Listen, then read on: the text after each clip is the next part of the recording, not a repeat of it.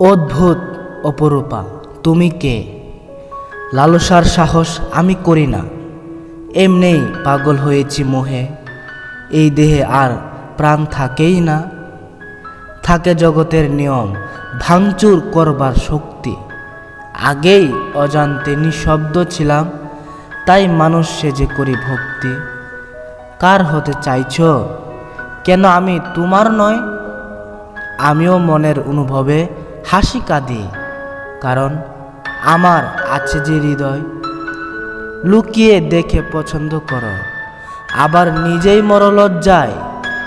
এটা কেমন প্রেমের সম্পর্ক?